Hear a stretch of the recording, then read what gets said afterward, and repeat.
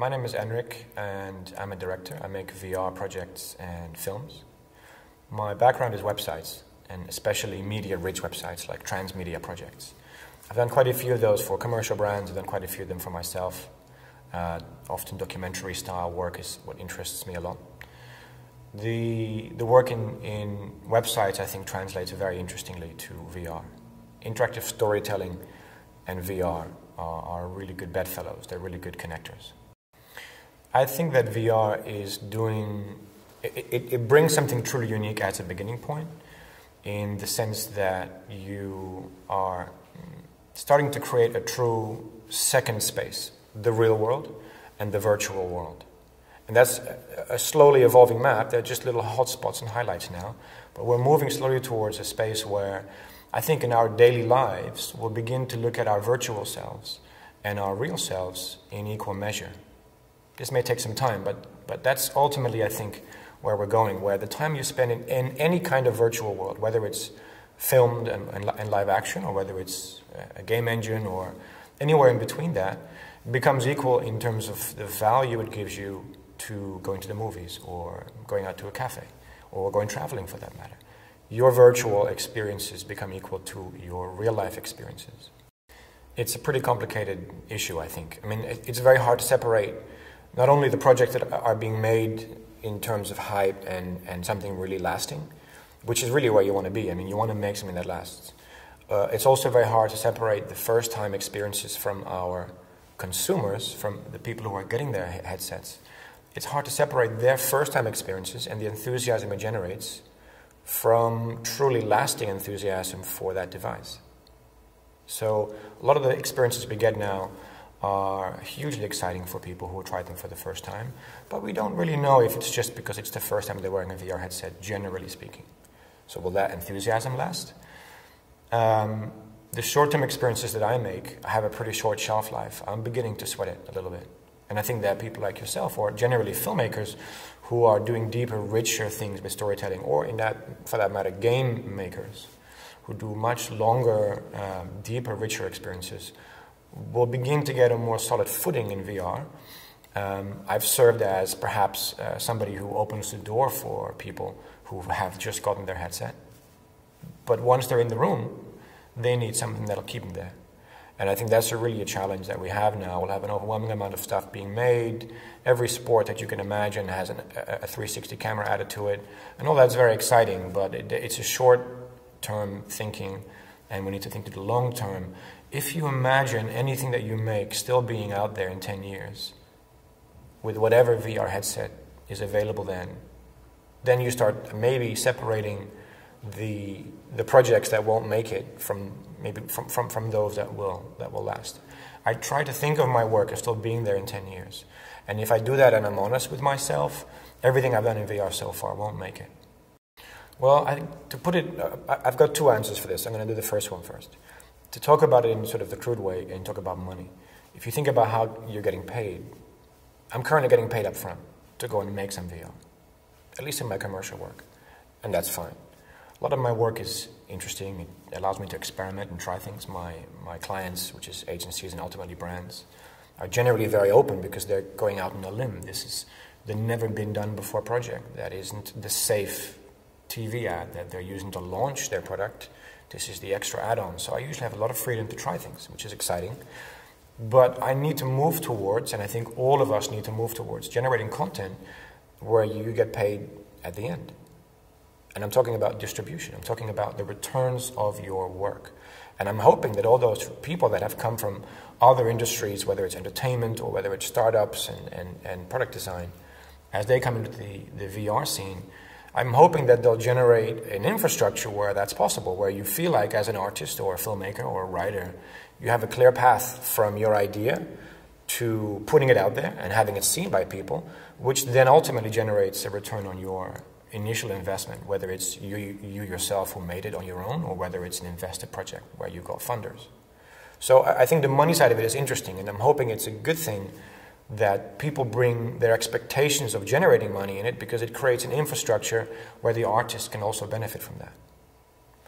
Moving away from the money side of things and how people get paid and how you hedge your bets and all that kind of stuff, as a creative person, I aim to make memorable experiences. I aim to make something that isn't seen because of the banner ad or because you happen to be at a trade show, but is seen because it compels itself into the world.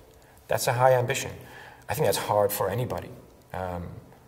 That is something that I aspire to do. I don't know if any of my work has really had that kind of reach yet. The ultimate dream, perhaps one day, is for my mom or my sister, who are complete VR, how do you say, non-entities. They have no awareness of it even existing. If they one day say, oh, I got this thing, and I've seen this thing on it, it's really amazing, it made me think of you, and I'll go, oh, I made that. Now, that would be a return on a long-term project that I would be really, really, really proud of. And it's a silly example, but it just means that it went into the space where people weren't already looking for it and where it wasn't being pushed in their face.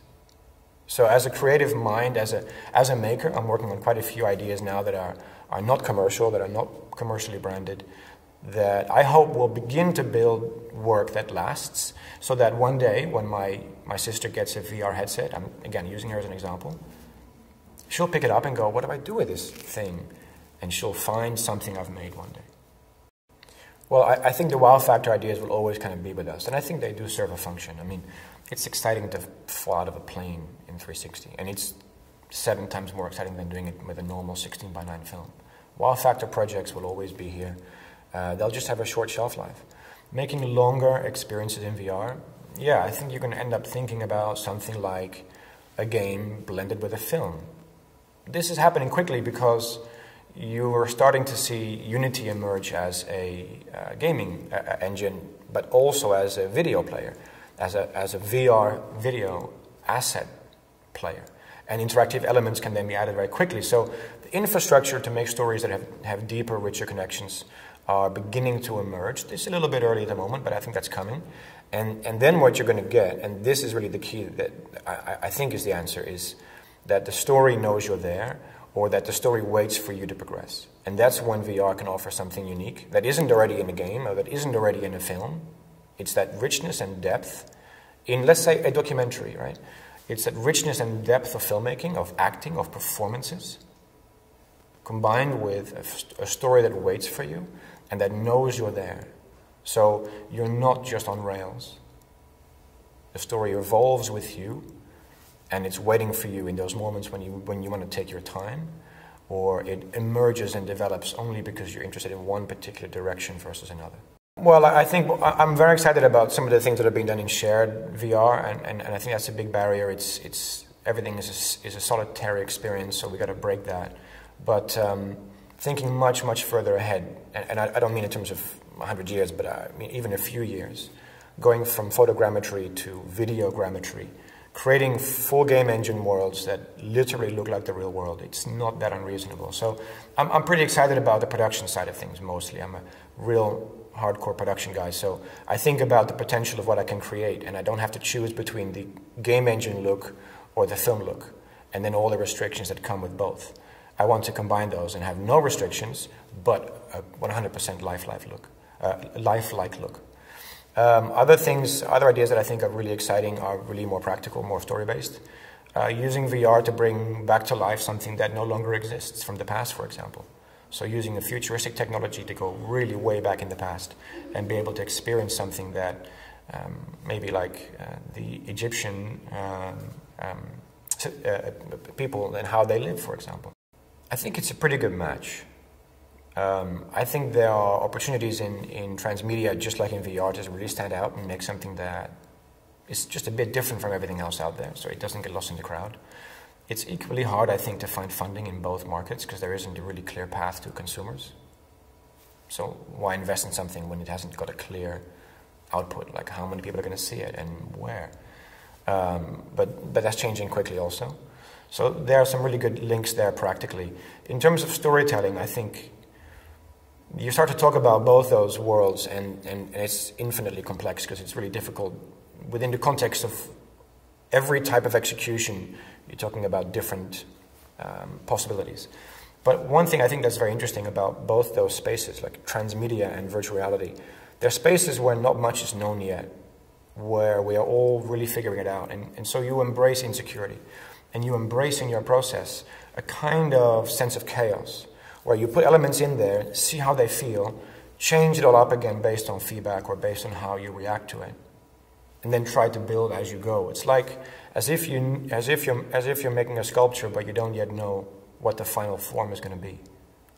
And in both those cases, if you embrace that chaos and if you are comfortable with the insecurity, and if you can make your team, the people that are helping you, comfortable with not knowing, which is quite scary for most people that are used to very organized productions, like in commercials, like in films, you know, highly organized, highly structured, everything in place. It's the improvisational process of production. I think that's the biggest challenge. But those two have a real connection there. You don't always know how it's going to work, and that's okay. And when you can play with that and you can be comfortable with that, then your process becomes really rewarding and really exciting. It's very hard. Honestly, I don't know. I've tried every possible way to do that, and I'm stumped, I think, like many people, why, for example, our browsers didn't become a major storytelling space. Not just for us, not just people in the industry or in the production world or people who are in the filmmaking world, but people beyond that. That they don't go to their browser, even if it's through their phone, to experience a story, like we all thought they would. 5, 6 years ago, that was every pitch. Immersive storytelling isn't a new term. It didn't emerge with VR. It's been around for a long time, and we've used it to sell transmedia projects and browser-based experiences, and more recently, exciting experiments on your mobile phone that use GPS or your accelerometer. So I don't know why. We've always pushed that, and we've made a lot of work that I think really truly has, you know, a fairly high level of creative value, cultural value even. And yet the majority of people out there are oblivious to it. They are still watching their TV, they've just latched onto Netflix, and they're going to the cinema on the Friday night. Talking to agencies and production companies and brands, it is easier, I think, to say, look, ultimately we have all the analytics, we have all the data at the end of our first week and our first month. We can analyze, we can look at how people are using it. We have here a huge data set from all our previous work, so you can see that there's a high amount of interest, that there's a really high response rate, and that in projects, for example, one of my old ones from years ago, people would go through 90% of a 10-minute experience, at least. That's amazing. Are people at a brand going to say, so they went through 90% and they missed the end?